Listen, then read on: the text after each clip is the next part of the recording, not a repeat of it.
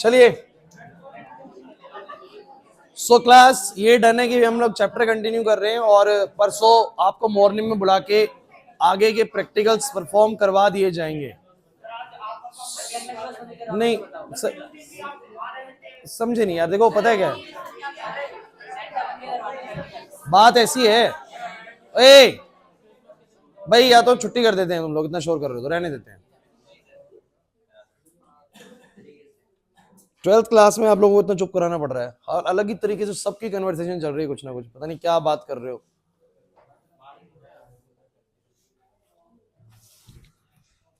परसों last class रखूंगा आप लोगों की, तो पहले मैं करवा दूंगा, उसके बाद आप लोग चाहे रुक जाना सेंटर के अंदर, कर लेना परफॉर्म ना, टाइम होगा उस दिन। आज मैं करा भी दूंगा तो भी आप लोग नहीं रुक सकते, इतना लेट तक कोई नहीं रुक पाएगा। तो उस दिन हम लोग सारे नहीं रुक पाएंगे ना, तू तो फ्री है घर से। अब फिर कितनी क्लासेस ऐसे छोड़ोगे, ये भी जरूरी है, कंटेंट भी कवर करना है साथ के साथ।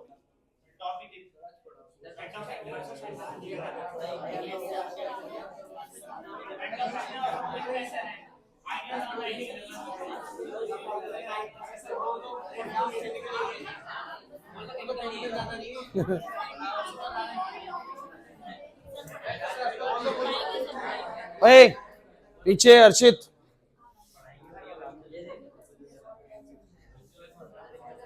परसों करते हैं, मानो कंफ्यूज मत करो, परसों करते हैं, परसों ठीक रहेगा। परसों मैं आप लोगों को करवा दूंगा, मतलब मेरे को कराने में इसको सिर्फ मुश्किल से पौना घंटा लगना है, हो जाएगा 45 मिनट में, क्योंकि समझा तो चुका हूँ सारा का सारा, उतना भी शायद ना लगे। उसके बाद तुम लोग अपना उस दिन क्लास के बाद रुक जाना और कर लेना परफॉर्म, मैं सामान दे दूंगा सारा का सारा यहाँ पर, ठीक है? रुक जाना, अरे नहीं समझो तो भाई देखो ऐसा है, अगर मैं आज कराऊंगा,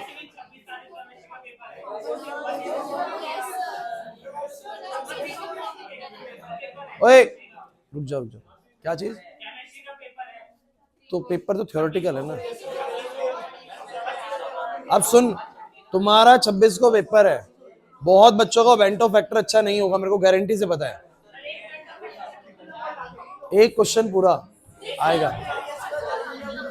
चलो चलो चलो छोड़ो, इधर सुनो, तो वैसे भी तुम नहीं रुक पाओगे ना फिर उस दिन भी क्यों रुक पाएगा?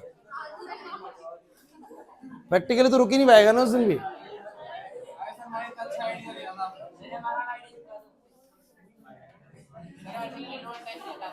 देखो मैं आपको क्या बोल रहा हूं, आप लोगों का सबके प्रैक्टिकल्स करवाए जाएंगे, चिंता मत करिए, आप लोगों को बिल्कुल प्रिपेयर करके भेजेंगे ऑन एंड। अभी अगर होता ना किसी का कि बिल्कुल 5 दिन बाद 4 दिन बाद किसी का प्रैक्टिकल है तो मैं वही करा रहा था, मैं तो फिर थ्योरी कराता भी नहीं भाई।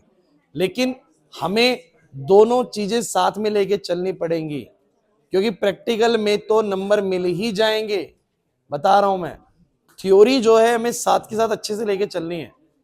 अभी आपका केमिकल काइनेटिक्स का टेस्ट नहीं हुआ है, पता है आप लोगों को, हमारे पास ऑलरेडी डेज कम पड़ रहे हैं जो टेस्ट वेस्ट रखने हैं उसके लिए। सॉल्यूशंस चैप्टर के अंदर अभी भी हमारी कुछ चीजें बची हुई हैं जो कंटेंट में अभी तक कवर नहीं हुई है, वो आज कवर हो जाती हैं, तो हमारे को क्या रहेगा, चैप्टर कवर हो गया है, क्वेश्चंस बच गए बस हमारे, तो हम एक स्टॉप लगा पाएंगे ना। बीच में कंटेंट फिर रुक जाएगा, फिर मैं आपको पढ़ाऊंगा, याद नहीं आएगा क्या क्या पढ़ाया था भाई। सो आज कर लो, ठीक है? परसों मैं तुम्हें सुबह पक्का सारे प्रैक्टिस कराऊंगा, आ जाओ क्लास सुनो। सॉल्यूशंस चैप्टर मैंने स्टार्ट कराया था, सबसे पहला टॉपिक मैंने जो तुम्हें करवाया था वो था solubility of solids in liquids. अगला टॉपिक जो मैंने तुम्हें करवाया था वो था सॉल्युबिलिटी ऑफ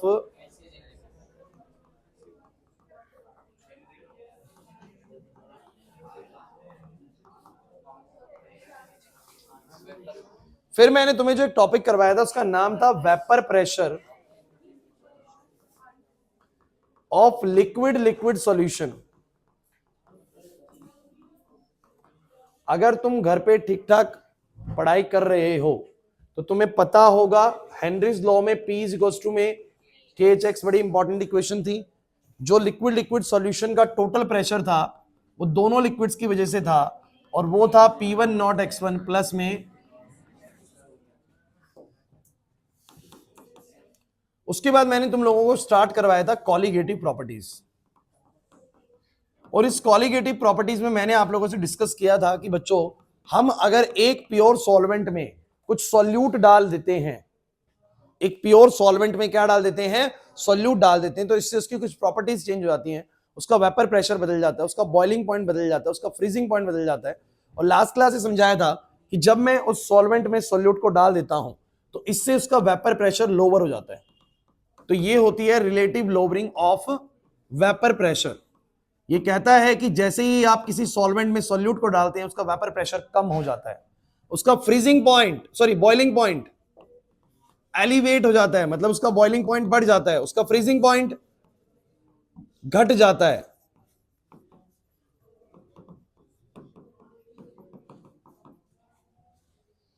एक सॉल्वेंट में आप सॉल्यूट ऐड करते हैं, मतलब पानी में आपने चीनी मिलाई, तो पानी और जो सॉल्यूशन जिसमें तुमने चीनी मिला दिया है, शुगर सॉल्यूशन, इन दोनों के अंदर अब फर्क आ जाएगा प्रेशर का भी, जब भी वेपराइज होंगे तो वेपर प्रेशर का भी, बॉइलिंग पॉइंट का भी और फ्रीजिंग पॉइंट का भी। मेरे पास ये सॉल्यूशन प्योर सॉल्वेंट है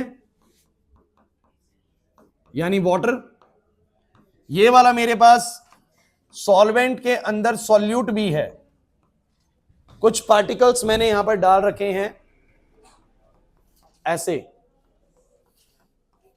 और ये मेरे पास सॉल्यूशन है, ये मेरे पास सॉल्वेंट है। इस पानी का बॉइलिंग पॉइंट अलग है, इसका सॉल्यूशन का बॉइलिंग पॉइंट आपको पता है, ये सॉल्यूट पार्टिकल रिस्ट्रिक्ट करते हैं उसको बॉइल होने में। तो अगर ये 100 डिग्री सेल्सियस से बॉइल हो जाता है तो ये 100 पे बॉइल 102 या 103 पे बॉइल होता है। अगर ये 0 डिग्री सेल्सियस पे फ्रीज हो रहा है तो 0 पे फ्रीज नहीं हो पाता, इसको फ्रीज करने के लिए और ज्यादा टेम्परेचर को कम करना पड़ता है, माइनस में जाना पड़ता है, तब जाके फ्रीज हो पाता है, क्योंकि सॉल्यूट के पार्टिकल उसको पास आने से भी रिस्ट्रिक्ट करते हैं। याद आ रहा है? और वेपराइज की बात करें तो इसकी वेपर ज्यादा बनती है, इसकी वेपर क्या बनती है, कम, क्योंकि यहाँ पर सॉल्यूट के पार्टिकल वेपराइज होने से रोकते हैं। तो 3 टॉपिक जो मैंने तुम लोगों को पढ़ाए थे वो ये थे कि जैसे ही मैं एक प्योर सॉल्वेंट के अंदर सॉल्यूट डालूंगा, इससे उसका वेपर प्रेशर कम हो जाएगा, बॉइलिंग पॉइंट बढ़ जाएगा, फ्रीजिंग पॉइंट घट जाएगा। और कितना बढ़ जाएगा कितना घट जाएगा, they can be calculated by using the formula P1 naught minus P1 upon में बोलो क्या, P1 naught is equals to W2 by में M2 इनटू में W1। जरा बताओ कि P1 नॉट यहां पर क्या है, P1 नॉट क्या है? P1 नॉट है सॉल्वेंट का प्योर फॉर्म में वेपर प्रेशर, P1 है उसका सॉल्यूशन में जो वेपर प्रेशर है। तो प्योर फॉर्म में ज्यादा होगा, सॉल्यूशन में कम होगा, लेकिन जो भी है वो P1 नॉट P1 है। जो भी दिया होगा वो रख देंगे, जो पूछा होगा वो निकाल लेंगे। 2 से सॉल्यूट के बारे में, 1 से सॉल्वेंट के बारे में, सॉल्यूट का मास उसका मोलर मास, सॉल्वेंट का मास उसका मोलर मास।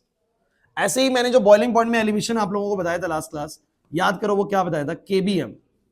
केबीएम कहने का मतलब आप लोगों की मोलैलिटी है यहां पर, याद आ रहा है?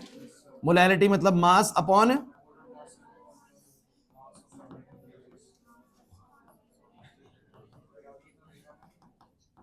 और ऐसे ही डेल्टा टीएफ का मतलब था केएफ।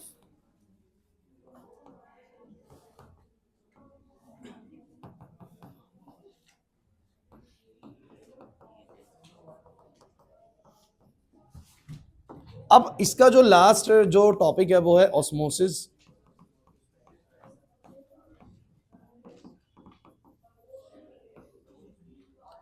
इसके बाद हमारा वेंट्सो फैक्टर है, और लास्ट है आइडियल नॉन आइडियल सॉल्यूशंस। वो इसी का हिस्सा है, वो इसी का हिस्सा है, एक छोटी सी डेफिनेशन है समझा दूंगा। यही हमारा चैप्टर है बच्चों कुल मिला के पूरा, और बता रहा हूं एक अच्छी खासी वेटेज रखता है।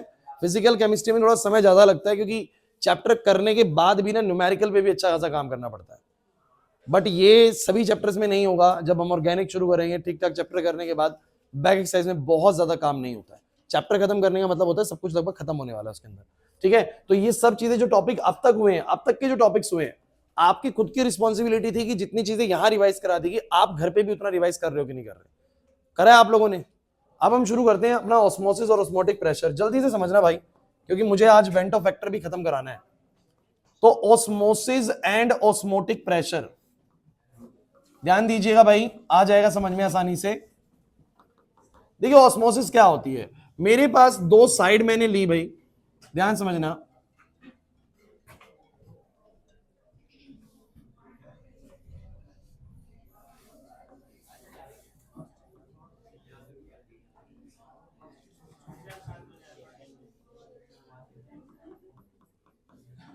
सेमी परमिएबल मेम्ब्रेन,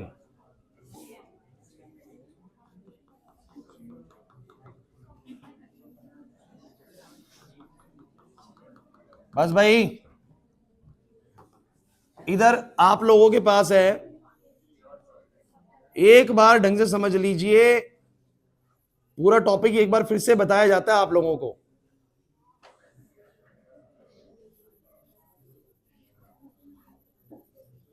आप लोग जो घर पे अगर ये चैप्टर्स वीडियो से करेंगे तो 8-8 9 क्लासेस लगेंगे आप लोगों को करने में इनको। और यहां आप लोग अभी 2 से 2.5 क्लास के अंदर, 3 क्लास के अंदर पूरे पूरे बड़े बड़े चैप्टर्स कवर कर रहे हैं। तो इसका फायदा उठाइए कि आप लोगों को काम बहुत शॉर्ट में होकर मिल रहा है और सारा ही करवाया जा रहा है। उस समय भी मैंने सब कुछ ऐसे ही बताया था। अब सुनिए, ये 2 साइड है आप लोगों के पास, ये 2 साइड में फर्क बता देता हूं मैं आप लोगों को क्या है। इधर बच्चों ये हमारा प्योर सॉल्वेंट है, बिल्कुल प्योर पानी है, और ये वाला साइड हमारा सॉल्यूशन साइड है। सॉल्यूशन में आप लोग जानते हैं कि कुछ सॉल्यूट भी होगा और कुछ सॉल्वेंट भी होगा। कहने का मतलब कि आप लोग ये बोल सकते हैं कि सर इसमें कुछ सॉल्यूट के पार्टिकल्स भी हैं। अब पूरी बात समझने की कोशिश करना, ये मेरे पास सॉल्यूट के पार्टिकल्स हैं और बाकी सारा सॉल्वेंट है, ठीक। अब ये जो बीच में एक मेम्ब्रेन लगी हुई है, इसको बोलते हैं हम semi permeable membrane, SPM, semi permeable membrane. सुन लीजिए, सेमी परमिएबल मेम्ब्रेन, ये जो हमारी सेमी परमिएबल मेम्ब्रेन होती है ना, ये आपके किन पार्टिकल्स को अलाउ करती है, इसके अंदर से सॉल्वेंट का आना जाना अलाउ हो सकता है। सॉल्वेंट के पार्टिकल्स का साइज होता है छोटा, ज्यादा देख ले, सॉल्वेंट के पार्टिकल्स का साइज होता है छोटा, तो वो आना जाना कर सकते हैं, बट सॉल्यूट के पार्टिकल्स का साइज क्या होता है, बड़ा। जैसे कि मुझे बताइए, पानी में आपने चीनी मिला दी, घुल भी गई है, आपको फिर भी क्या लगता है, पानी के पार्टिकल्स का साइज बड़ा है या चीनी के पार्टिकल्स का? पानी के, चीनी के पार्टिकल्स का साइज हमेशा बड़ा होगा पानी के पार्टिकल्स के मुकाबले। छानोगे तो पानी निकल जाएगा किसी भी चीज में, चीनी रुक जाएगी पीछे। तो आप लोग क्या बोलोगे कि जो हमारे सेमी परमिएबल मेम्ब्रेन होती है, ये क्या करती है, गाड़ी,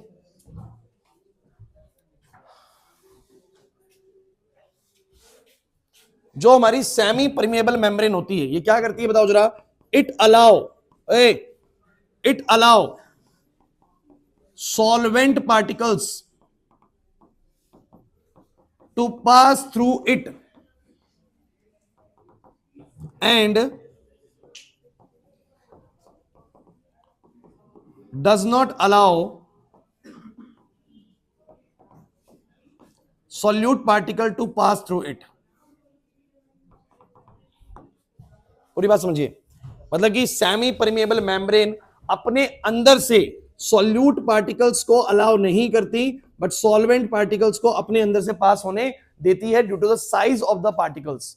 उसके अंदर मेम्ब्रेन का कुछ भाई एक तरीके से छलनी होती है। अब छलनी में से आप लोग सुबह चाय छानते हैं तो बेसिकली चाय पत्ती तो रुक जाती है पीछे, लेकिन चाय निकल जाती है उसमें से, तो वो डिपेंड करता है कि साइज क्या होता है पार्टिकल्स का। तो मेम्ब्रेन ना सॉल्यूट्स को आने जाने से नहीं, मतलब अलाउ करती है, और सॉल्वेंट्स को आने जाने से अलाउ करती है। अब तुम एक चीज, छोटी सी चीज मुझे बताओ, यहाँ पर प्योर सॉल्वेंट है, यहाँ पर आप लोगों का सॉल्यूशन है, जिसमें सॉल्वेंट भी है और सॉल्यूट भी है। सॉल्वेंट तो है लेकिन साथ में सॉल्यूट भी है। अब आप मुझे बताइए, चीजें अपनी कहां से कहां फ्लो करती हैं? आप सबने पढ़ा है, चीजें अपनी हमेशा हाई कंसेंट्रेशन से कहां की तरफ फ्लो करती है? लो कंसेंट्रेशन की तरफ। मेरा आप लोगों से सवाल ये है, सॉल्वेंट की कंसेंट्रेशन कहां पर ज्यादा है, लेफ्ट में या राइट में? सॉल्वेंट की कंसेंट्रेशन। अच्छा, ये तो मानते हो ना आज तक सारी चीजें अपनी ज्यादा अमाउंट से कम अमाउंट की तरफ ही फ्लो करती हैं। जहां पर हीट ज्यादा है, जहां पर कम है, तो हीट ज्यादा से कम की तरफ फ्लो करेगी, गर्म बॉडी से ठंडी बॉडी की तरफ हीट फ्लो करेगी, है कि नहीं? बताओ जरा। ज्यादा पानी है तो वहां से कम की तरफ फ्लो करेगा। अब मुझे तुम बस इतना बताओ, सॉल्वेंट का अमाउंट कहां पर ज्यादा है, यहां लेफ्ट में या राइट में? अगर आप इसको ऐसे इमेजिन करें कि ये पूरा 1000 ml है, तो यहां पर पूरा 1000 ml पानी की वजह से, और ये जो 1000 ml है, इस 1000 ml में मान लेते हैं 20 ml जो है वो सॉल्यूट ने भी जगह ले रखी है, और बाकी के 980 ml सॉल्वेंट की वजह से। नितिन, तो यहां पूरा 1000 ml सॉल्वेंट की वजह से, यहां पर 980 मान लो सॉल्वेंट की वजह से, 20 ml कुछ ना कुछ यार सॉल्यूट ने भी जगह ले रखी है। तो तुम मुझे बताओ सॉल्वेंट कहां पर ज्यादा, लेफ्ट में? तो सॉल्वेंट अपनी हाई कंसेंट्रेशन से कहां की तरफ जाएगा, लो की तरफ। तो वो यहां से यहां जाने की कोशिश करेगा, और सेमी परमिएबल मेम्ब्रेन उसको अलाउ भी करेगी। क्या करेगी बोलो? तो इस मेम्ब्रेन से सॉल्वेंट उस तरफ जाना शुरू हो जाएगा। So the process of the flow of the solvent, the process of the flow of the solvent from the pure solvent side to the solution side is called osmosis. इस process को बोलो क्या बोलते हैं, सुनिएगा। लेकिन एक बात और सुन लीजिए, सॉल्यूट का कंसेंट्रेशन कहां पर ज्यादा है? सॉल्यूट का कंसेंट्रेशन तो कहां पर ज्यादा है, यहां पर या यहां पर? वहां तो सॉल्यूट है ही नहीं, यहां सॉल्यूट ज्यादा है। अब सॉल्यूट जाना चाहिए अपनी ज्यादा से कम की तरफ, तो ये जाना तो चाहेगा, लेकिन मेम्ब्रेन उसको अलाउ इसलिए सॉल्यूट का फ्लो नहीं होगा, फ्लो सिर्फ किसका होगा बोलो, सॉल्वेंट का। तो भैया सुन लीजिए पहले तो ऑस्मोसिस क्या होता है। Osmosis is nothing but it is a flow of solvent from pure solvent to solution side is called osmosis. इसके कुछ जनरलाइज एग्जांपल मैंने आप लोगों को बताए थे, जिससे तुम्हें थोड़ी सी और इसमें अंडरस्टैंडिंग डेवलप हुई थी। वो मैंने आप लोगों को क्या क्या बताए थे क्लास। पहले तो ऑस्मोसिस का तुम्हें कुछ कुछ आइडिया लगने लगा। मैंने क्या बोला, अगर एक सॉल्यूशन, एक सॉल्वेंट है, एक सॉल्यूशन है, उसमें से सॉल्वेंट साइड पर आपको पता है सॉल्वेंट का कंसंट्रेशन सॉल्यूशन से डेफिनेटली ज्यादा होगा, बिकॉज वहां पर टोटल वॉल्यूम में कुछ वॉल्यूम सॉल्यूट का भी है, तो सॉल्वेंट का इधर के कंपैरेटिवली कम है। वहां पर सॉल्वेंट अपनी हाई कंसंट्रेशन से लो कंसंट्रेशन की तरफ फ्लो करेगा, इस फ्लो को बोलो क्या बोलते हैं, ऑस्मोसिस। इसका एक हल्का फुल्का एग्जांपल सुन लीजिए। पानी में डिहाइड्रेशन का एग्जांपल बहुत बढ़िया है इसके अंदर। या वेजिटेबल्स के ऊपर आप लोग देखते हैं कि गर्मियों के दिनों में जो वेजिटेबल्स होते हैं, जैसे ये वेजिटेबल है, अब इस वेजिटेबल के सरफेस के ऊपर वो क्या करता है, जो सब्जी वाला होता है ना, पानी की ड्रॉप्स ऐसे डाले रखता है, पानी इसके ऊपर गिराए रखता है। प्लीज गाइस देखो, डिस्कशन नहीं, सिर्फ मेरे को बोलने दो। अगर चाहते हो ना चीजें बहुत टाइमली स्मूथली पूरी हो जाए, तो आप लोगों को क्लास में चुप रहना पड़ेगा और डिसिप्लिन मेंटेन करना पड़ेगा। बिल्कुल भी डिस्ट्रैक्शन मत करिए आप लोग दो दोस्त बात करके, क्योंकि आपको अंदाजा नहीं है कि जब भी आप कोई भी बच्चे डिस्ट्रैक्ट करते हैं ना, तो आप अपना टाइम खराब कर रहे हैं। मेरा बिल्कुल नहीं खराब हो रहा। मेरे को तो उतना ही समय मिलेगा, उतनी ही फीस मिलेगी, उतना ही काम होना। नुकसान पूरी तरीके से आपका। मेरे को जितना ज्यादा समय दे जाओगे, मैं उतने ज्यादा क्वेश्चंस कराऊंगा, उतनी ज्यादा मेरे पास चीजें होंगी आप लोगों को बताने के लिए। क्योंकि वो समय कभी नहीं आएगा पूरे सेशन के दौरान, टिल द केमिस्ट्री एग्जाम तक वो समय नहीं आएगा जिस दिन मैं आपको ये कहूंगा कि भाई अब कुछ बचा ही नहीं है। कभी भी नहीं आ सकता। तुम मेरे से जून तक पढ़ते रहो, कभी भी नहीं वो समय आएगा कि मैं कहूं भाई हो गया सब कुछ। क्योंकि कोई लिमिट नहीं है ना पढ़ने की, तो कोई लिमिट है ही नहीं। कितना ही प्रैक्टिस करते रहो, कितना ही प्रैक्टिस करते रहो आप लोग, लिमिट नहीं है। लेकिन जितना समय हमें मिला है ना, उसके अंदर अंदर में हमें मैक्सिमम टू मैक्सिमम कवर करना है। अब कितना मैक्सिमम आप कवर कर पाएंगे वो आपका सहयोग देखना पड़ेगा। कितना डिसिप्लिन में रहने वाले हो अगले 2 महीने ना तुम लोग, ये तुम डिसाइड करोगे और उसके अकॉर्डिंग ही तुम लोगों का देखा जाएगा कि तुम्हें कितना मैं ज्यादा करा दूंगा। समझ आ रही है बात? तो थोड़ा सा डिसिप्लिन में रहे। अपने दोस्त को भी बोले कि भाई तू भी चुप रहे, मत करने दो अपने आस पड़ोस में बात किसी को। नुकसान है, आपको नहीं लग रहा है कि अभी नुकसान है, लेकिन बहुत हैवी नुकसान है आप लोगों का। फिर बाद में आप बोलोगे सर ये वाली चीज तो नहीं बताई आपने। टाइम तो उतना ही है ना मेरे पास। तुम रुक जाओगे क्या यहाँ पर 9 बजे 10 बजे तक? क्या रुक जाएंगे? कुछ कहें हम तो रुक जाएंगे, सारे रुक पाओगे? अब सुनो, मैंने इस वेजिटेबल्स के ऊपर ऐसे पानी फेंक दिया। अब देखो क्या होगा। आप ये देखो, ये जो बाहर है ये प्योर सॉल्वेंट है। क्या है बोलो? पहले ऑस्मोसिस को थोड़ा समझने की कोशिश करो। बच्चे ऑस्मोसिस को गलत तरीके से समझते हैं। ये प्योर सॉल्वेंट है। अब अंदर जो है, अंदर जो है वो सॉल्यूशन है। अंदर बोलो कौन है? सॉल्यूशन। कहने का मतलब अंदर सॉल्यूट भी है और सॉल्वेंट भी है। आप कहोगे सर कैसे? जैसे गाजर, मूली, कुछ भी है, उसके अंदर भी पानी की मात्रा होती है, मतलब सॉल्वेंट होता है, और उसके अंदर कुछ नमक या कुछ ना कुछ बेसिकली खट्टा मीठा जो भी टेस्ट है, उसकी वजह से सॉल्यूट भी मौजूद है। तो अंदर सॉल्यूट और सॉल्वेंट दोनों है, और बाहर बोलो क्या है? सिर्फ सॉल्वेंट है। बाहर सिर्फ सॉल्वेंट है। तो बाहर जरा मुझे बताओ, अगर मुझे कंसेंट्रेशन कंपेयर करनी होती है ना बच्चों, तो ऐसे कंपेयर होती है कि इसका जितना वॉल्यूम है, जैसे इसका इतना वॉल्यूम है, इतने वॉल्यूम में ही कंपेयर करो, ये तो पूरा पानी है, और इतने ही वॉल्यूम में यहां पर कंपेयर करो, पूरा पानी नहीं है, पानी थोड़ा कम है, मतलब पानी कुछ तो है और कुछ सॉल्यूट भी है। तो मुझे तुम ये बताओ, बाहर सॉल्वेंट की कंसेंट्रेशन ज्यादा है या अंदर? बाहर। अगर बाहर ज्यादा है तो चीजें अपनी कहां से कहां फ्लो करती हैं? हाई कंसेंट्रेशन से। तो मेरा सॉल्वेंट फ्लो करना चाहेगा अपनी हाई कंसेंट्रेशन से लो कंसेंट्रेशन की तरफ, मतलब बाहर से अंदर की तरफ। तो ये पानी हमेशा अंदर की तरफ जाना शुरू हो जाएगा। और जो हमारे वेजिटेबल्स होते हैं ना, इनका जो सरफेस होता है ना, वो एक सेमी परमेबल मेम्ब्रेन की तरह एक्ट करता है। इसमें से इसका सॉल्वेंट का फ्लो आना जाना हो सकता है, लेकिन सॉल्वेंट अंदर से बाहर नहीं आएगा, क्योंकि अंदर से बाहर तभी आ सकते हैं जब अंदर कंसेंट्रेशन ज्यादा हो सॉल्वेंट की और बाहर कम हो। लेकिन यहाँ पर बाहर सॉल्वेंट कंसेंट्रेशन ज्यादा है, अंदर बोलो क्या कम है, तो बाहर से अंदर की तरफ एंट्री लेगा। क्लियर हुआ कि नहीं हुआ? नहीं आई मेरी बात समझ में? तो आप फ्रेश वाटर डालते हैं तो पानी अंदर जाता है, पानी अंदर जाता है थोड़ी स्वेल कर जाती है, स्वेल कर जाती है, ऐसे करके स्वेल कर जाएगी, इस वजह से मुरझाएगी नहीं।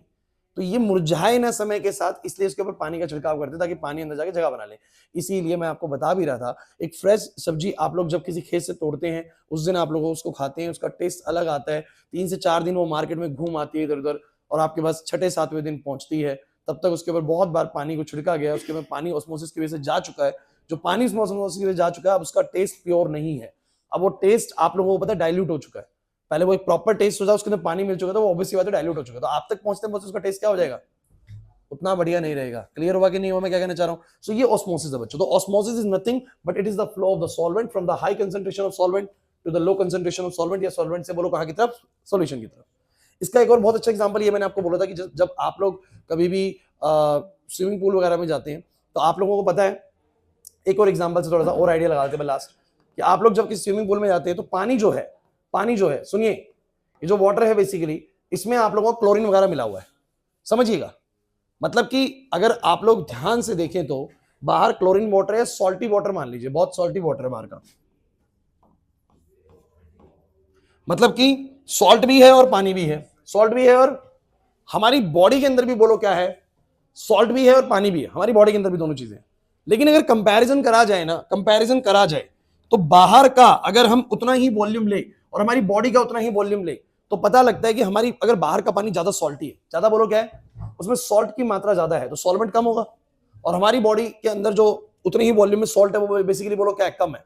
तो जब हम पानी के अंदर जाएंगे तो हमारी बॉडी के अंदर सॉल्वेंट की कंसंट्रेशन कंपैरेटिवली बाहर के मुकाबले बोलो क्या है, ज्यादा। कुछ इसको थोड़ा अलग तरीके से समझते हैं कि स्विमिंग पूल में गए तो सॉल्वेंट तो वहां ज्यादा है ना। देखिए जब ये कंपैरिजन होता है ना, जब ये आपका कंसंट्रेशन मैच होएगा तो पर यूनिट पे होएगा ना, उसका भी पर यूनिट वॉल्यूम लो, आपका भी पर यूनिट वॉल्यूम लो, तो आपकी बॉडी में सॉल्वेंट का कंसंट्रेशन बाहर के मुकाबले बोलो क्या है, ज्यादा। आपकी बॉडी से सॉल्वेंट बाहर जाने लगेगा, जब आपकी बॉडी से सॉल्वेंट बाहर जाने लगेगा तो आपकी स्किन बोलो क्या करने लगेगी, श्रिंक करने लगेगी। क्या करने लगेगी बोलो? तो आप बहुत देर पानी में रहते हैं, आप पाते हैं कि आपकी इनसे बॉडी से पानी निकलता है, इन हाथों से ज्यादातर निकलेगा, सामने वाली स्किन से ये थोड़ा ज्यादा, इसकी जो मेम्ब्रेन है ये ज्यादा उसकी तरह एक्ट करेगी और सॉल्वेंट यहाँ से निकलेगा तो आपकी उंगलियों के ऊपर से आपको देखा स्किन सिकुड़ जाती है, क्योंकि पानी निकलेगा तो बोलो क्या होती है, सिकुड़ जाती है। देखा ना, बहुत देर में पानी में नहाने के बाद सिकुड़ जाती है।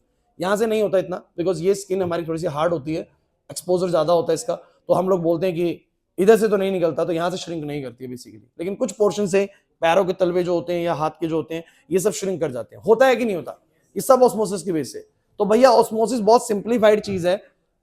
अगर एक सॉल्यूशन साइड है और एक सॉल्वेंट साइड है, मैं खत्म कर रहा हूं इसको, सॉल्यूशन साइड है, सॉल्वेंट साइड है, बीच में एक सेमी परमेबल मेम्ब्रेन है, तो आपका जिस तरफ सॉल्वेंट ज्यादा है वहां से वो कम सॉल्वेंट की तरफ फ्लो करना स्टार्ट करेगी। इस फ्लो को बेसिकली बोलो क्या बोलते हैं, ऑस्मोसिस। सॉल्यूट फ्लो इसलिए नहीं करेगा बिकॉज मेम्ब्रेन उसको अलाउ नहीं करती है। क्लियर हो गया? आगे बढ़ो उस चीज में। चलो अब सुनो भाई अगली बात सुनो, सुनते चलो।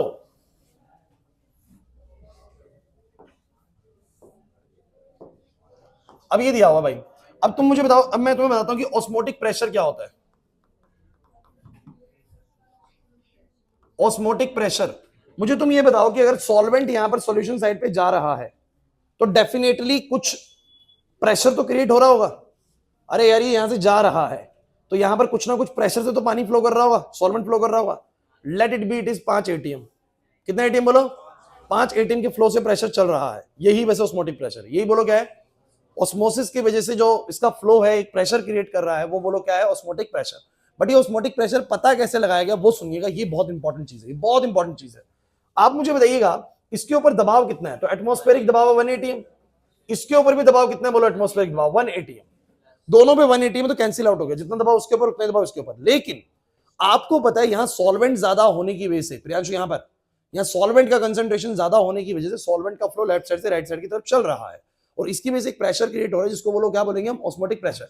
लेकिन मैं कैसे पता लगाऊं कि अंदर कितना प्रेशर क्रिएट हो रहा है, या अंदर कितना प्रेशर क्रिएट हो रहा है, मैं कैसे पता लगाऊं? तो मैंने क्या करा ना, मैंने यहाँ पर इस 1 एटीएम की साइड में ना एक एक्स्ट्रा प्रेशर लगाया जिसको मैं अप्लाइड प्रेशर बोल रहा हूं।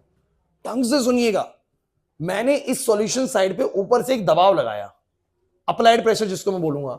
और देखिएगा कि बच्चों जब मैंने अप्लाइड प्रेशर को 1 एटीएम लगाया, कितना लगाया बोलो भाई? 1 तो ये है, ये 1 तो दोनों हैं, कैंसिल आउट कर रहे हैं दूसरे को, इनको तो भूल ही जाओ चाहे।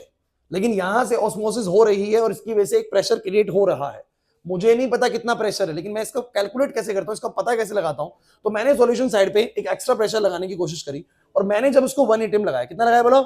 ये वाला अप्लाइड प्रेशर मैंने 1 एटीएम लगाया, तो मैंने पाया कि ऑस्मोसिस का प्रोसेस थोड़ा स्लो हो गया। सोचो क्यों स्लो हुआ, दिमाग लगाओ। अरे यार यहां से फ्लो चल रहा है, आप थोड़ा सा दबाव यहां पर बढ़ा दो तो इसके फ्लो को रोकेगा कि नहीं रोकेगा? तो ऑस्मोसिस चल रहा है अभी भी, लेकिन थोड़ा कम हो गया, लेकिन थोड़ा, इसका मतलब जो मैं 1 एटीएम लगा रहा हूं ऑस्मोसिस का प्रेशर तो अभी भी उससे ज्यादा है, उससे तो ज्यादा है sir.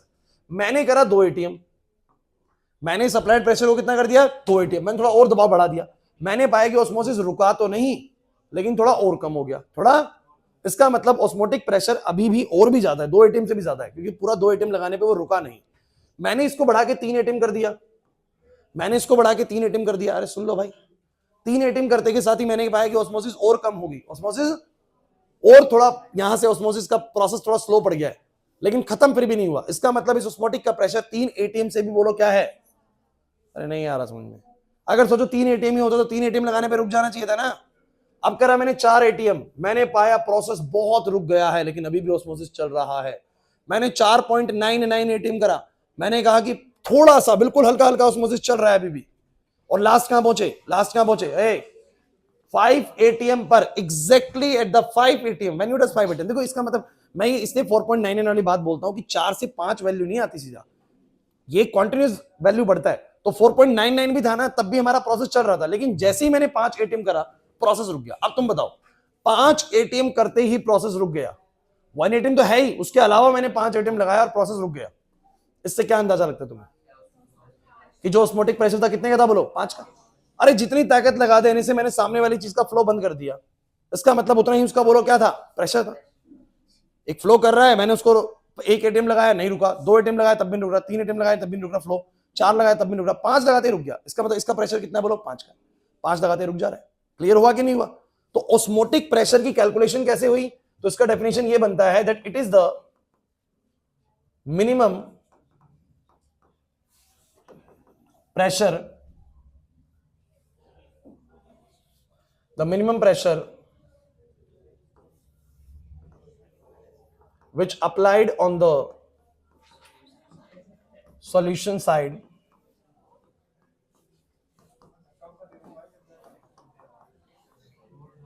to just prevent the osmosis process, the minimum pressure which required, which applied on the solution side to just prevent the, just stop the, stop भी बोल सकते हो, to just stop the osmosis process is called osmotic pressure। समझ नहीं आ रहा definition, नहीं आ रहा ना समझ में। अरे हाँ ना, कुछ तो करो। वो एडिशनल प्रेशर जो मैंने लगाया जिसकी वजह से ऑस्मोसिस प्रोसेस रुक गई, एडिशनल क्यों बोल रहा हूं, और भैया 1 एटीएम दोनों पे था। कोई बच्चा कह देता है सर एटमॉस्फेयर भी इंक्लूड है इसके अंदर, तो बता रहा हूं वो तो अलग से है, दोनों तो एक दूसरे कैंसिल कर रहे हैं। बट यहां पर जितना एक्स्ट्रा प्रेशर लगा देने से ऑस्मोसिस की प्रोसेस रुक गई, इतना ही ऑस्मोटिक का प्रेशर है। 4 लगा रहा था नहीं रुक रही थी, 4 एटीएम लगाए नहीं रुकी, इसका मतलब ऑस्मोटिक प्रेशर 4 से ज्यादा का चल रहा है।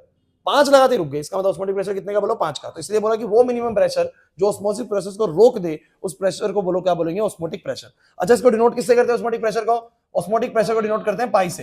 तो अब मेरी पूरी बात सुनिएगा, अगर मेरा अप्लाइड प्रेशर ऑस्मोटिक प्रेशर की वैल्यू से कम चल रहा है, हर्ष अगर मेरा अप्लाइड प्रेशर जो है वो ऑस्मोटिक प्रेशर से कम चल रहा है, ये ऑस्मोटिक प्रेशर है, ऑस्मोटिक प्रेशर से कम चल रहा है, तो बता क्या चलता रहेगा, ऑस्मोसिस होती रहेगी। अगर मेरा अप्लाइड प्रेशर अभी ऑस्मोटिक प्रेशर से बोलो क्या है, कम है, इस प्रेशर से मेरा जो अप्लाइड प्रेशर है वो कम है, तो क्या बोलोगे, ऑस्मोसिस प्रोसेस गोज ऑन ना। अगर मेरा applied pressure exactly osmotic pressure के बराबर है, एग्जैक्टली ऑस्मोटिक प्रेशर के बराबर है, तो क्या बोलोगे, नो ऑस्मोसिस, ऑस्मोसिस रुक गया होगा। और सोचिए कि मेरा अप्लाइड प्रेशर ऑस्मोटिक प्रेशर से ज्यादा हो गया, मतलब ये तो 5 एटीएम का था, मैंने 5 की बजाय 6 लगा दिया, तो अब सॉल्वेंट यहां से वहां फ्लो करने लग जाएगा, मतलब कि सॉल्यूशन से कहां जाने लग जाएगा, सॉल्वेंट में। इसको बुलाते हैं रिवर्स ऑस्मोसिस। क्या बुलाते हैं बोलो, मेरी बात सुन लीजिए, अपने आप कभी भी ऐसा नहीं हो सकता था कि सॉल्वेंट अपनी लो कंसंट्रेशन से हाई कंसंट्रेशन पे जाए, ऐसा नहीं हो सकता। अपने आप क्या होता है, ऑस्मोसिस होता है। अपने आप क्या होता है, स्पॉन्टेनियसली हमेशा ऑस्मोसिस होने वाला है, क्योंकि वो अपनी हाई कंसंट्रेशन से लो कंसंट्रेशन पे आएगा सॉल्वेंट, वहां ज्यादा है यहाँ पर कम है तो वहां से यहाँ आएगा। लेकिन अगर मैं सॉल्यूशन साइड पर प्रेशर लगा दूं ऑस्मोटिक प्रेशर से ज्यादा, जितना ऑस्मोसिस का प्रेशर है उससे ज्यादा प्रेशर मैं यहाँ पर लगा दूं, तो फिर ये प्रोसेस रिवर्स हो जाएगा और सॉल्यूशन से सॉल्वेंट की तरफ सॉल्वेंट का फ्लो स्टार्ट हो जाएगा। इसको बोलते हैं रिवर्स ऑस्मोसिस। क्या बोलते हैं इसको, क्लियर हुआ कि नहीं हुआ, सबको क्लैरिटी आ रही है यहां तक। 2 चीजें जल्दी से मुझे क्लियर करिए। वन इज ऑस्मोसिस प्रोसेस, आपको क्लियर है, क्या डेफिनेशन बोलोगे, बोलो, it is the process of the flow of the solvent from the solvent side to the pure solvent side to the solution side through the semi permeable membrane is called osmosis. Clear है। उस osmosis के होने की वजह से एक pressure create हो रहा है जिसको बोलो हम क्या बोलते हैं, osmotic pressure. But how this osmotic pressure can be calculated, ये कैसे कैलकुलेट करा? तो हमने बोला था minimum pressure which must be applied on the solution side to just prevent the osmosis process. Osmosis process को रोकने के लिए कितना प्रेशर हमें सॉल्यूशन साइड पे लगाना पड़ा, वही बोलो क्या होता है ऑस्मोटिक प्रेशर, क्योंकि जितने से वो रुक गया उतना ही बोलो क्या है उसका ऑस्मोटिक प्रेशर है। क्लियर हुआ? अगर मेरा अप्लाइड प्रेशर ऑस्मोटिक प्रेशर से कम है तो ऑस्मोसिस नहीं, ऑस्मोसिस चल रहा होगा, बराबर है तो रुक गया होगा, और मेरा अगर अप्लाइड प्रेशर ऑस्मोटिक प्रेशर से ज्यादा है तो रिवर्स ऑस्मोसिस चल रहा होगा। क्लियर हुआ कि नहीं हुआ?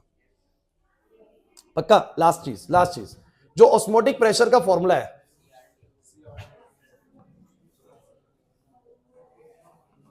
जो ऑस्मोटिक प्रेशर का फॉर्मूला है सीधा याद करो, सीआरटी।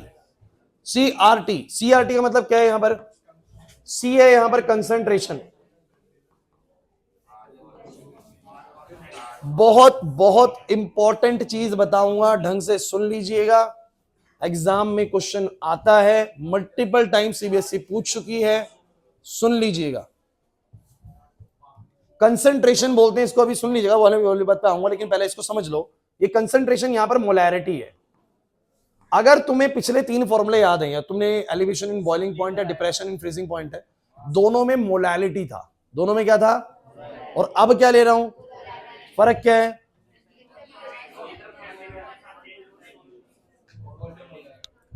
एक होता है भाई number of moles of solute,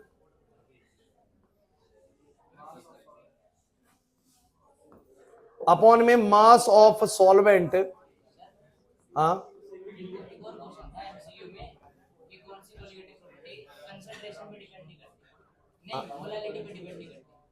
osmotic आएगा, उसमें भी मोलैलिटी आता है, इन्वॉल्व हो जाता है। दिखाऊंगा तेरे को कैसे।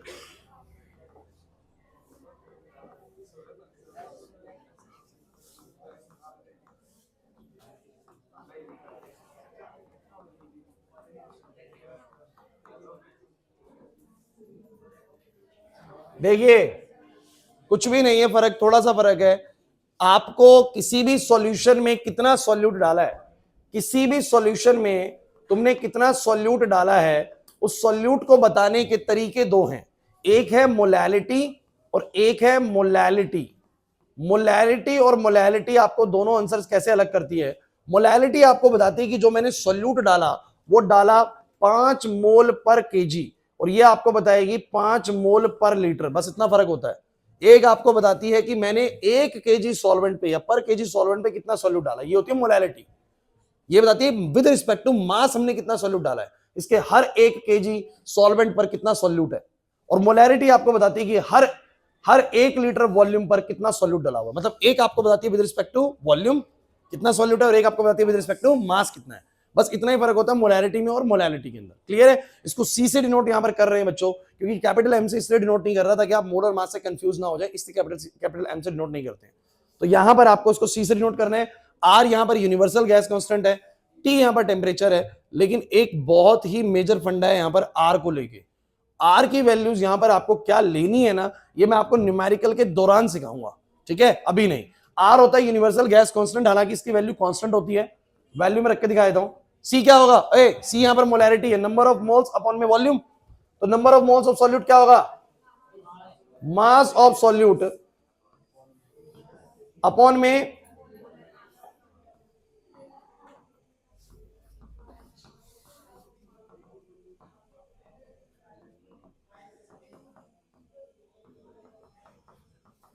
अब सुन लो, पहले तो मैं ये सोच रहा हूं कि सी ज्यादा होगा, अभी देख लेते तुम लोगों को कितना आता है। सी ज्यादा होने में पाई ज्यादा क्यों है? सचिन बता भाई, अगर कंसंट्रेशन सॉल्यूशन की ज्यादा है तो ऑस्मोटिक प्रेशर ज्यादा क्यों है? क्या रिलेशन, लॉजिकल रिलेशन क्या है इससे? अगर कंसंट्रेशन सॉल्यूशन की ज्यादा है तो ऑस्मोटिक प्रेशर ज्यादा क्यों है? आता है ना तुम लोगों को? हाँ तो सोचो।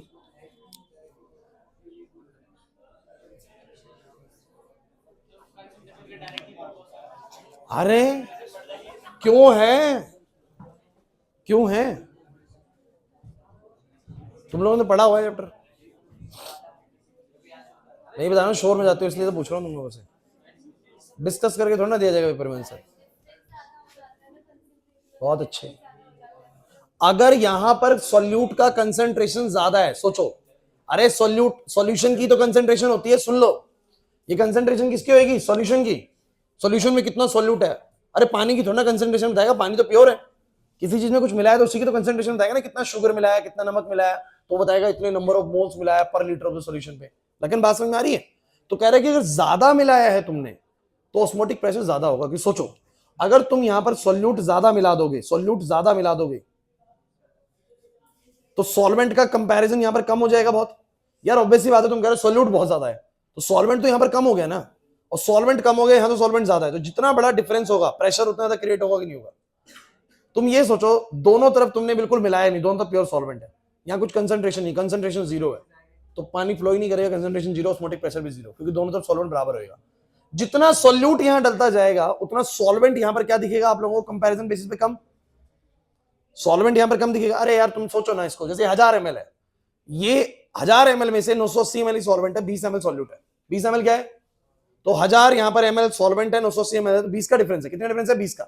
लेकिन सोचो कि यहां पर सॉल्यूट हो जाए 100 ml और सॉल्वेंट हो जाए 900 ml, तो कितने का डिफरेंस होगा? 100 का। जितना ज्यादा सॉल्यूट उतना कम सॉल्वेंट हो जाएगा, यहां पर जितना कम सॉल्वेंट उतना बड़ा डिफरेंस क्रिएट करेगा लेफ्ट साइड राइट साइड पे, उतना तेजी से फ्लो करता हुआ आएगा। क्लियर हो रहा है कि नहीं हो रहा? नहीं आया समझ में? नहीं आया ना?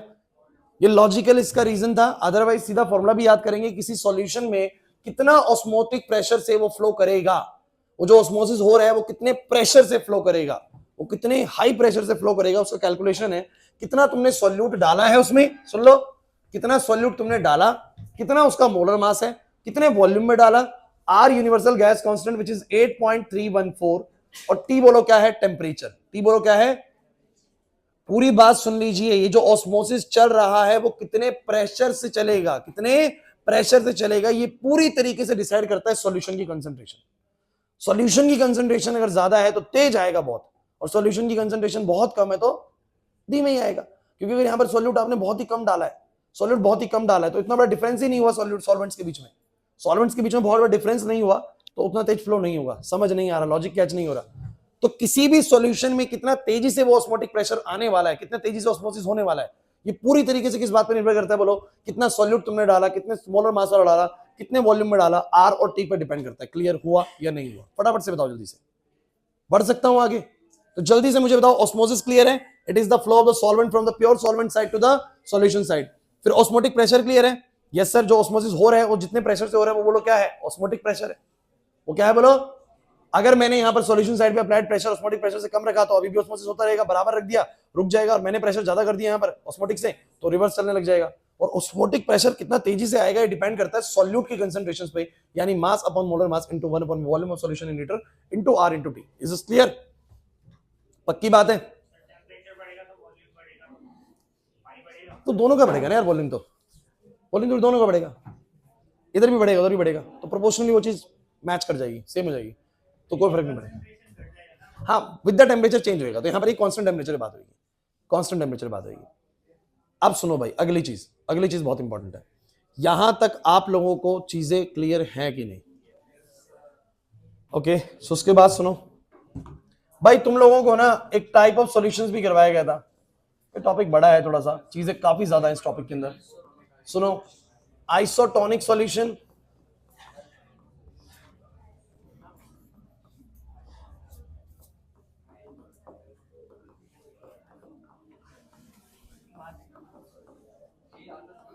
हालांकि ये सब आप लोग पढ़ के भी आ सकते हो वैसे, हाइपोटोनिक, लेकिन कोई नहीं, टाइम है हमारे पास, हम कर सकते हैं इतना। चलो आ जाओ क्लास बोर्ड पे प्लीज। आइसोटोनिक, हाइपरटोनिक, हाइपोटोनिक, ये हमारे पास 3 सॉल्यूशंस हैं। ठीक है, क्या होते हैं सॉल्यूशंस, आइए समझाते हैं। इधर भाई, ये मेरे पास ब्लड सेल है। अब सुन लीजिए हमारी ब्लड सेल का कुछ कॉन्फ़िगरेशन, खत्म करते हैं पूरा इसको। हमारी ब्लड सेल्स जो होती है ना, जो हमारी बॉडी में ब्लड सेल्स हैं, उन ब्लड सेल्स का नहीं कंसंट्रेशन होता है, उसके अंदर 0.9% NaCl होता है, मास बाय वॉल्यूम। इस टर्मिनोलॉजी को समझ लीजिए, 0.9% नमक है, मास बाय वॉल्यूम। ऋषभ, ज्यादा नंबर आ गए। 0.9% नमक है, मास बाय वॉल्यूम। इसका क्या मतलब है कि 0.9 ग्राम नमक है 0.9 ग्राम मास, पहले मास नमक है, लेकिन नीचे बता रहा आउट ऑफ वॉल्यूम बता रहा हूं, और परसेंटेज हमेशा कितने में से बताती है बोलो, हमेशा 100 में से बताती है। तो वो कहना चाह रहा है कि 0.9 ग्राम नमक है 100 ml सॉल्यूशन में। मतलब कि आप लोग ये समझ लीजिए कि जो हमारी ब्लड सेल्स हैं, जो हमारी क्या है बोलो, ब्लड सेल्स हैं, उन ब्लड सेल्स के अंदर 100 ml अगर लिक्विड है ना, तो उसमें 0.9 ग्राम नमक है। 0.9 ग्राम बोलो क्या है, अब पढ़ के देखो तो स्टेटमेंट को समझ में आ रहा है कि नहीं आ रहा, बताओ। हेलो, हाँ मुनी, क्या हो गया? अच्छा,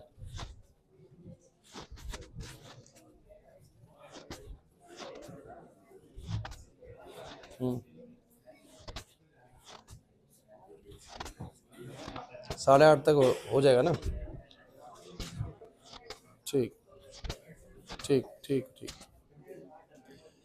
so class class class board पे, तो हमारी जो ब्लड सेल्स होती हैं, उन ब्लड सेल्स के अंदर क्या कॉन्फ़िगरेशन होता है, याद कर लीजिए सब बच्चे, ये क्वेश्चन आया 2-3 बार एग्जाम में। हमारी ब्लड सेल्स के क्या कॉन्फ़िगरेशन है, 0.9% उनमें नमक है 100 ml सॉल्यूशन में। मतलब कि 100 ml को लिक्विड ले लो, उसमें 0.9 ग्राम नमक डाल दो, तो ये हमारी ब्लड सेल का कॉन्फ़िगरेशन है। अब सुनो ध्यान से, अब इसमें तो और ऑस्मोसिस समझ में आएगा। इसके थ्रू ना एक लिक्विड गया, अब इन ब्लड सेल्स के क्रॉस एक लिक्विड गया, कैसे? डॉक्टर ने इंजेक्शन लगाया तो एक लिक्विड फ्लो हो रहा है ब्लड सेल्स के थ्रू। अब वो जो लिक्विड ये सॉल्यूशन फ्लो हो रहा है ना, ध्यान सुनना, जो ये सॉल्यूशन फ्लो हो रहा है, इसका कंसंट्रेशन, अगर इसका कंसंट्रेशन, ढंग से सुनना, मैं भी मिटा देता हूं कि हाइपरटोनिक हाइपरटोनिक, चलो लिख रहे देते हैं। अगर इसका कंसंट्रेशन 0.9% नमक मास बाय वॉल्यूम से ज्यादा है, सोचना है आप लोगों को, रिया, बाहर जो कंसंट्रेशन है सॉल्यूशन की, जो बाहर से तुमने लिक्विड इंजेक्ट किया है, उसमें भी नमक है, उसमें भी कोई सोल्यूट है, और उधर जो नमक है ना, सोल्यूट है ना, वो 0.9% से ज्यादा मात्रा रखता है हर 100 ml पे। तो मेरा बस ये मतलब बताओ कि कहां पर सॉल्वेंट ज्यादा। अच्छा मैं एक बात मुझे बताओ, मैं बार बार सॉल्वेंट के लिए क्यों पूछता हूं ज्यादा कहां पर है, क्योंकि सोल्यूट का तो फ्लो अलाउ, मेम्ब्रेन जाने नहीं थी सोल्यूट को, सोल्यूट कहीं भी ज्यादा कोई फर्क नहीं पड़ता, सॉल्वेंट देखो कहां ज्यादा है। अब तुम यार कॉमन सेंस लगाओ, यहां पर 0.9 नमक है 100 ml में, और यहां पर 0.9 से ज्यादा नमक है, 0.9 से लेट इट बी की आपका 2% नमक है, तो यार बाकी का 98 ml मान लेते, मैं याद करने के पर्पज से बता रहा हूं, 2% बोलो तो 2% ये, तो बाकी का 98% पानी, और यहां पर आपका 1% भी पूरा नहीं हो तो 99% पानी। तो पानी कहां ज्यादा, अंदर या बाहर? अंदर। अरे नहीं आया समझ, आप ये देखो ना, कंसंट्रेशन सॉल्यूट की कहां पर ज्यादा है, जहां सॉल्यूट ज्यादा वहां सॉल्वेंट क्या हो गया, कम हो गया ना। तो बाहर सॉल्यूट का परसेंटेज जो है NaCl का वो ज्यादा है, सॉल्वेंट कम है। अंदर, अंदर सॉल्यूट हमारा 0.9 है, तो बाकी सारा ही सॉल्वेंट है। तो मुझे बस ये जानना है आप लोगों से कि क्या तुम ये एनालाइज कर पा रहे हो कि सॉल्वेंट कहां पर ज्यादा है, बस मुझे इतना बताओ, कहां ज्यादा है, अंदर या बाहर? अंदर ना, कुछ बाहर कह रहे हैं, अंदर ही होगा, क्योंकि बाहर तो 0.9% से ज्यादा नमक है, नमक 2% है मान लो, सोचो तो 98 ml तो पानी बचा, लेकिन अंदर तो 99.1% लगभग पानी है, तो अंदर पानी ज्यादा है। अच्छा अंदर पानी ज्यादा है, अंदर सॉल्वेंट ज्यादा है, तो सॉल्वेंट कहां से कहां फ्लो करेगा, अंदर से बाहर, अंदर से बाहर। सुन लीजिए, जब ऐसा होता है कि हमारी ब्लड सेल्स के थ्रू एक ऐसा लिक्विड इंजेक्ट होता है जिसका कंसंट्रेशन हमारी ब्लड की कंसंट्रेशन से ज्यादा होता है, तो ऐसे में हमारी ब्लड सेल्स में से ऑस्मोसिस होना स्टार्ट हो जाता है और हमारी ब्लड सेल्स सिकुड़ जाती हैं। तो ऐसे में कहते हैं कि ब्लड सेल्स श्रिंक कर रही हैं, ब्लड सेल्स श्रिंक कर रही हैं। और ऐसे सॉल्यूशन को हम लोग बोलते हैं कि देखो कोई चीज ऐसे उगल रही है कुछ, है ना, तो इसको ऐसे याद कर सकते हैं कि हाइपर होगी, क्या होगी बोलो? तो इस तरह के सॉल्यूशन को बोलते हैं हाइपरटोनिक सॉल्यूशन। क्या बोलते हैं? तो मेरी पूरी बात समझने की कोशिश करें, जो मैंने पहले वाला तुम्हें सिखाया है ना, ये कौन सा केस है? This is the solution of the hypertonic solution. Class please, अब सुनिए, आपकी एक ब्लड सेल है, इस ब्लड सेल की कंसंट्रेशन सब बच्चे बताओ, 0.9% इसमें नमक है, एग्जैक्टली 0.9% नमक है। आपने जो सॉल्यूशन इंजेक्ट किया है इसमें, उसका कंसंट्रेशन अनुराग 0.9% नमक से कम है। अब आप बताओ, बाहर नमक कम है, नमक कम है तो सॉल्वेंट ज्यादा होगा, तो अब बाहर सॉल्वेंट ज्यादा है और अंदर सॉल्वेंट क्या है बोलो? कम। ब्लड सेल में सॉल्वेंट कम है, इसका मतलब क्या होगा? बाहर से सॉल्वेंट अंदर की तरफ आना शुरू होगा। तो ऐसे में जब ये अंदर की तरफ आएगा तो हम बोलेंगे ब्लड सेल स्वेल कर जाएगी, और स्वेल कर जाएगी तो इस तरह के सॉल्यूशन को बोलो हम क्या बोलते हैं? हाइपोटोनिक बोलते हैं। हाइपोटोनिक, इसमें अंदर आ रही हैं चीजें तो ये हाइपोटोनिक, इसमें बाहर जा रही तो वो हाइपर हो गया, तो हाइपरटोनिक है। और बच्चों अब आप लोग तीसरा वाला खुद ही समझ सकते हो कि अगर मेरी ब्लड सेल्स अगर मेरी ब्लड सेल्स ऐसे सॉल्यूशन में है, दिस इज 0.9% नमक, है ना, और बाहर जो कंसंट्रेशन है वो भी 0.9% नमक ही है एग्जैक्टली, ना ज्यादा ना कम। तो जितना सॉल्यूट बाहर उतना सॉल्यूट अंदर, जितना बाहर सॉल्वेंट उतना ही सॉल्वेंट अंदर। कोई ऑस्मोसिस, ना तो अंदर से बाहर जाएगा सॉल्यूशन, ना बाहर से अंदर आएगा। ऑस्मोसिस किसी तरफ नहीं होने वाला। ऐसे सॉल्यूशंस को बोलते हैं आइसोटोनिक सॉल्यूशन। तो हम बोलते हैं blood cell remain same, blood cell remain same. इस तरह के सॉल्यूशंस को बोलते हैं हम। किसी एक टॉपिक को भी ना नेग्लिजेंस में मत लीजिएगा, ओवर कॉन्फिडेंट मत होइएगा।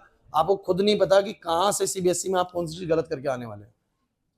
सब कुछ यहीं से आता है। पूरा 70 नंबर का पेपर एनसीईआरटी से ही बनता है, लेकिन 70 नहीं आते हैं सबके, समझ रहे हैं? 70 नहीं आते। इसका मतलब सोच लो कि आप कितने भी तुर्रम खा क्यों ना हो, कितने भी तुम्हें पूरी अच्छे से केमिस्ट्री क्यों ना आती हो, लेकिन फिर भी कुछ ना कुछ मिस्टेक्स होती हैं। अब वो मिस्टेक्स कैसे नहीं होंगी, उसका एक ही तरीका है कि मल्टीपल टाइम्स आप चीजें को थ्रू करके जाएंगे। अब हम लोगों से मिस्टेक होने के चांसेस बहुत कम है। हम इतने साल से पढ़ा रहे हैं कि हमने इन चीजों को इतनी बार दोहरा लिया कि हमें जब भी आएगा ना, हमें पता है कि उसमें एग्जैक्टली क्या लिखना है, दिमाग में सेट हो गया। आप उतनी बार तो नहीं कर सकते, लेकिन एटलीस्ट 5 से 6 बार सिलेबस को आप लोगों को रिवाइज करा हुआ होना चाहिए थ्रू आउट द ईयर। बोला था मैंने स्टार्टिंग में भी। तो आप लोग जब जब होता है ना, तब तब सुना करो। इतना बढ़िया तरीके दिमाग में सेट होना चाहिए। पेपर में क्वेश्चन आए ना, हमारी ब्लड सेल की कंसंट्रेशन 0.9% नमक NaCl मास बाय वॉल्यूम है, एकदम दिमाग क्लिक करे कि कौन सा वाला सॉल्यूशन है। बोलेगा बाहर का सॉल्यूशन जो कंसंट्रेशन है वो 0.9% से ज्यादा है। कैलकुलेट करा, एकदम समझ में आ गया, हाइपरटोनिक बनेगा भाई, ब्लड सेल श्रिंक करेंगे। जिसने 3 बार पढ़ लिया हो, 4 बार पढ़ लिया हो ना, ऐसे क्वेश्चंस को विद इन सेकंड खत्म कर देता है। समझ में आ रहा है? तो मुझे तुम सब बच्चे बताओ, जो ऑस्मोसिस टॉपिक हुआ, इसमें मैंने तुम लोगों को क्या क्या बताया, फटाफट से बताओ। मैंने तुम लोगों को बताया कि क्या होती है ऑस्मोसिस, व्हाट इज ऑस्मोसिस। सबको क्लियर है? सर ऑस्मोसिस तब होती है जब एक साइड सॉल्वेंट की हो और एक साइड पे क्या हो, बोलो, सॉल्यूशन हो। मतलब सॉल्वेंट की कंसंट्रेशन का फर्क हो और बीच में एक मेम्ब्रेन हो, तो सॉल्वेंट अपनी हाई कंसंट्रेशन से लो कंसंट्रेशन की तरफ फ्लो कर जाएगा। फ्लो हमेशा सॉल्वेंट का होगा, सॉल्यूट का नहीं होगा। इस फ्लो को बोलो क्या बोलते हैं, ऑस्मोसिस। ये फ्लो किसी प्रेशर से होता है, उस प्रेशर को बोलो क्या बोलते हैं, ऑस्मोटिक प्रेशर। उस प्रेशर को बोलो क्या बोलते हैं, ऑस्मोटिक प्रेशर। अब ये ऑस्मोटिक प्रेशर होगा कितना, उसका फॉर्मूला बोलो, मैंने क्या बताया, CRT। कि ये निर्भर करता है इस बात पर कि तुमने सॉल्यूशन साइड पे कितना सॉल्यूट लिया हुआ। जितना सॉल्यूट होगा उसके हिसाब से उसका प्रेशर क्रिएट होगा। क्लियर होता है कि नहीं होता? और उसके बाद मैंने आप लोगों को बच्चों टाइप ऑफ सॉल्यूशंस करवाए हैं, टाइप ऑफ सॉल्यूशंस करवाए, जिसमें आइसोटोनिक, हाइपरटोनिक। तो ये टॉपिक ना थोड़ा सा बड़ा है, इसमें एक चीज नहीं है, 4 चीजें। और उसके बाद मैं बताता हूं इसका फेवरेट क्वेश्चन क्या है।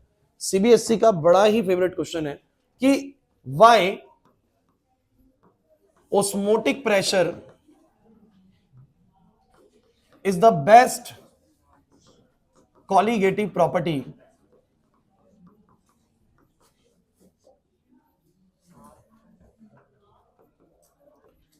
in determining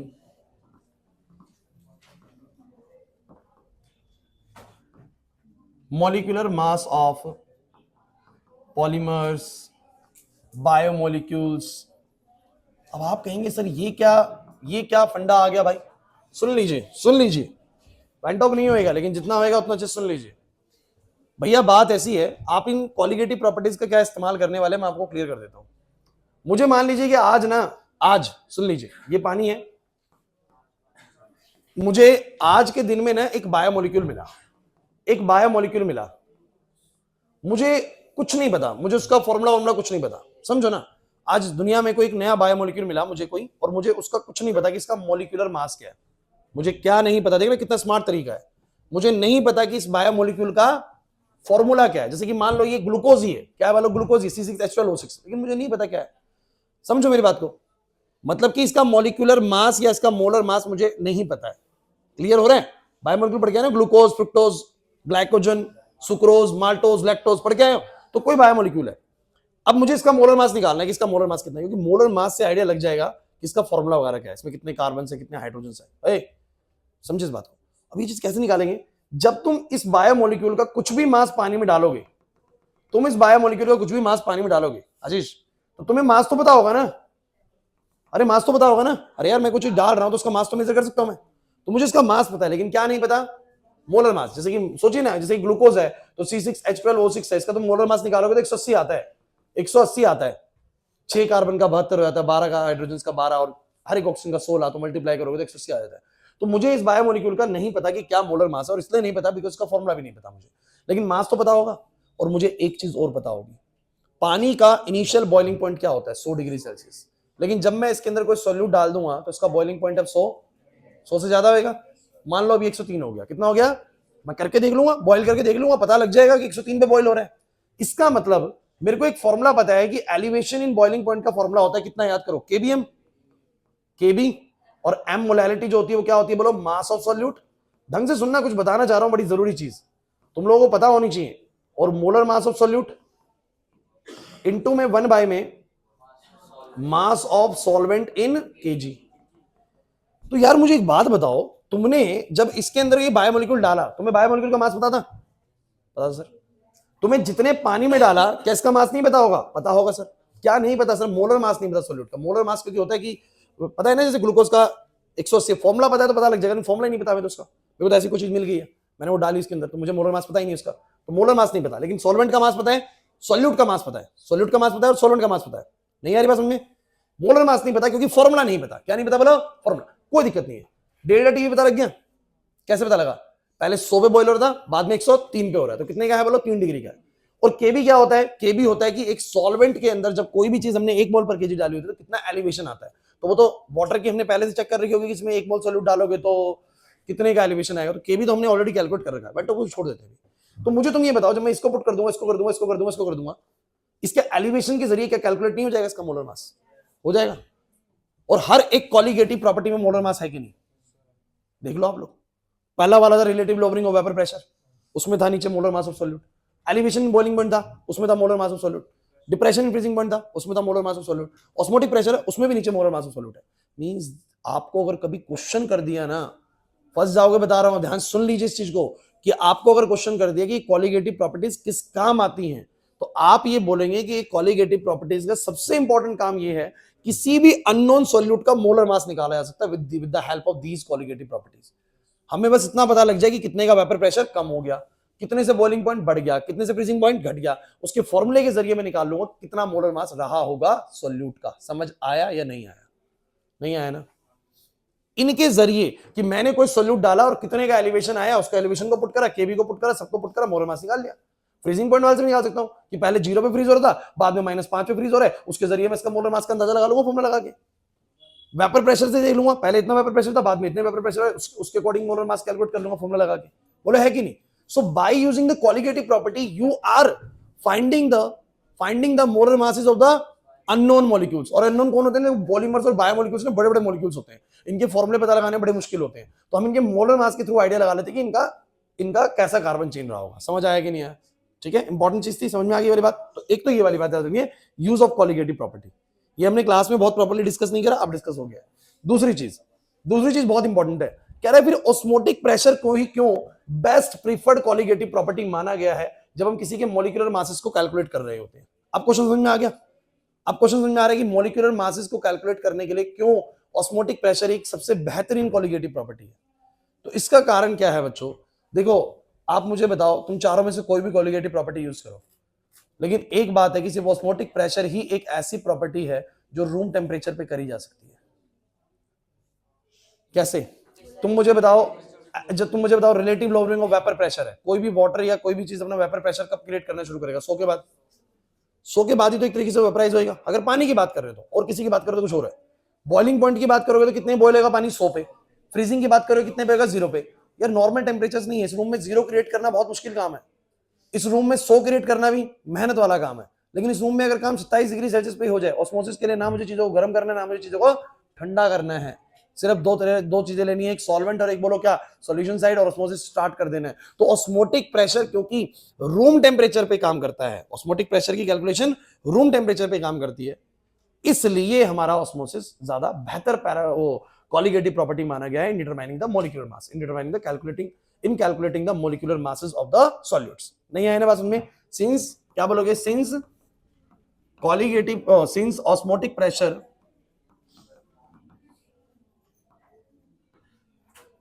can be calculated at room temperature। कहीं बाकी नहीं हो सकती सर? नहीं हो सकती, आप करके दिखा दो। एलिवेशन इन बॉइलिंग पॉइंट नापना है अगर पानी के अंदर, 100 करना पड़ेगा ना, 103 104 करना पड़ेगा ना। फ्रीजिंग करना है तो 0 और -5 तक जाना पड़ेगा ना। नहीं आ रही बात समझ में? वेपराइज करना है, वेपर प्रेशर क्रिएट करना है, तो भी टेम्परेचर बहुत बढ़ाना पड़ेगा। लेकिन एक ऑस्मोसिस ये जो कहां पर हो सकता है, रूम टेम्परेचर पे। तो ये ज्यादा प्रिफरेबल है कि किसी मोलिकुलर मास का तुम्हें अगर क्या पता लगाना है, बोलो उस किसी बायोमोलिक्यूल का तुम्हें मोलिकुलर मास पता लगाना है, मोलर मास पता लगाना है, ऑस्मोटिक प्रेशर कैलकुलेट कर लो कितने का ऑस्मोटिक प्रेशर है, उसके जरिए पाई इज इक्वल टू, मैं फॉर्मूला लगा दो सीआरटी। अरे सी मतलब क्या, मास अपॉन मोलर मास, 1 अपॉन में क्या, volume of solution in litre, और आरटी। अरे इससे भी तो हो जाएगा कैलकुलेट यार, समझ नहीं आ रहा। दूसरा रीजन क्या है, 2 रीजन देने पड़ेंगे आपको। दूसरा रीजन है कि यहां पर ना मोलैरिटी यूज होती है। क्या यूज होती है बोलो, यहां पर मोलैरिटी यूज होती है इंस्टेड ऑफ मोलैलिटी। और मोलैरिटी हमेशा ज्यादा प्रेफरेबल माना जाता है जब लिक्विड्स की बात होती है, तो वॉल्यूम्स हमेशा ज्यादा प्रेफरेबल माना जाता है एज कंपेयर टू मासेस ना। अरे लिक्विड्स के वॉल्यूम ज्यादा सही से आप मेजर कर सकते हैं, मास वॉल्यूम्स। तो आप लोग बोलेंगे यहां पर बस इतना लिख देंगे आप लोग, molarity is taken instead of. तो ये ध्यान रखना, अगर ये क्वेश्चन फंसा तो 2 नंबर में फंसेगा, एक ही रीजन पूछा तो 1 नंबर में आएगा। लेकिन इस क्वेश्चन के आने के चांसेस एग्जाम में बहुत हाई हैं, याद रहेगा पक्का। थोड़ा टॉपिक बड़ा था, टाइम इसी में निकल गया हमारा सारा। लेकिन आपको ऑस्मोटिक प्रेशर पूरा समझ में आया कि नहीं आया, पक्की बात है। अगर तुम्हें किसी क्वेश्चन के अंदर वो सब कुछ दे दे, तुम्हें इस तरह के क्वेश्चन देता है, क्वेश्चन बहुत आसान है, वो तुम लोगों को सॉल्यूट का मास बता देगा, ऑस्मोटिक प्रेशर बता देगा, वॉल्यूम बता देगा सॉल्यूशन का, आर और टी बता देगा, मोलर मास पूछेगा, निकाल लोगे। फॉर्मूला याद होना चाहिए, वैल्यू पुटेंगे, आंसर आएंगे। नहीं आ रहा समझ में। लेकिन ये जितने भी हमने टॉपिक अभी तक करे हैं ना बच्चों, बिना वेंट ऑफ फैक्टर के ना सब कुछ अधूरा रह जाएगा, सब कुछ अधूरा है इसके बिना। मतलब ये टॉपिक इन सबको किसी तरीके से जोड़ेगा, रिलेट करेगा। तो ये तो मतलब मस्ट है, मतलब सबसे जरूरी टॉपिक इस चैप्टर के अंदर वेंट ऑफ फैक्टर मानता हूं मैं, जहां पर बच्चा फंस भी सकता है और आपको उसके तरीके बताए गए थे आप कैसे इसको करेंगे कि वेंट ऑफ फैक्टर में ना फंसे। समझ आ रहा है? एक मिनट, छुट्टी कर रहा हूं मैं। तो भाई सुनो मेरी बात ध्यान से, वीडियो बंद करता हूं पहले तो।